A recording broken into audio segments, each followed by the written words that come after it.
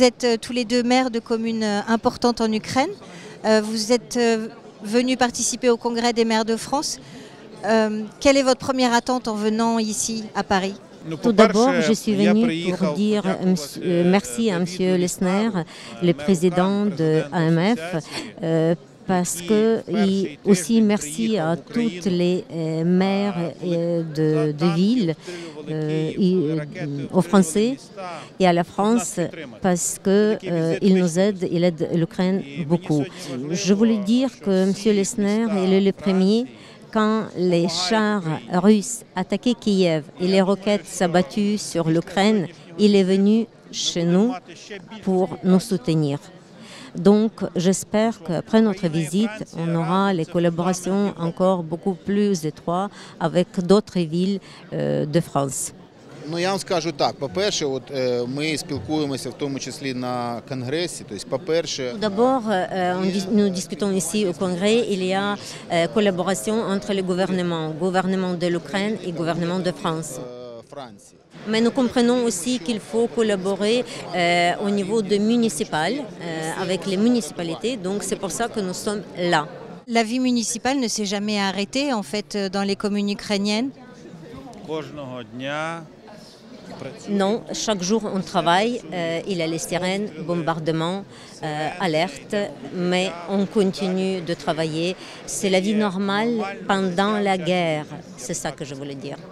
Vous savez, la ville de Dnipro se trouve 100 km de la frontière avec la Russie. On est chaque jour bombardé, bombardements, roquettes, mais bon, la vie, bien sûr, on continue de travailler et vous voyez, nous sommes la ville symbolique de l'Est, Lviv, c'est la ville symbolique de l'Ouest.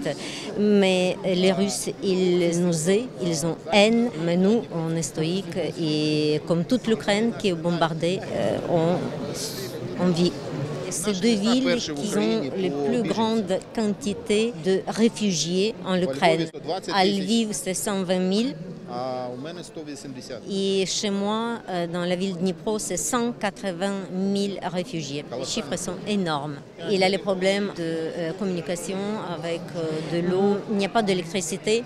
Vous dites que la vie continue. C'est trop tôt pour parler de reconstruction parce que les bombes continuent. Qu'est-ce qui sera le plus urgent à reconstruire pour vous quand ce sera possible? Bien entendu que nos villes, ils ont subi les dégâts énormes. Mais moi, comme la personne responsable, bien entendu, nous avons besoin. Mais je dois dire que nous avons les villes ou les petites villes qu'ils ont besoin beaucoup plus importants. Par exemple, chez nous, l'aéroport est détruit, les gares, les systèmes vitaux, l'électricité, mais à côté, nous avons la ville Kharkiv où les centaines et centaines et centaines de maisons des habitants sont détruites. Nous pouvons attendre après la guerre qu'on va reconstruire l'aéroport, mais les gens de Boutcha, Irpin ou Kharkiv, ils ne peuvent pas attendre, ils ont besoin d'habitation. Il faut aider aux gens de reconstruire et après on va reconstruire notre infrastructure. Vous n'avez plus d'électricité, des difficultés d'énergie. Sur quel sujet vous pouvez vous rencontrer? Nous comprenons, mais vous savez, ce n'est pas nous qui avons commencé cette guerre et malheureusement les Européens, ils payent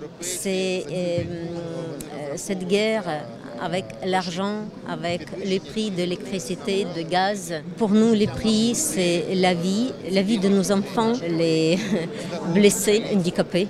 Beaucoup, la vie de nos soldats, la vie de notre population, donc on ne peut pas comparer. Merci beaucoup.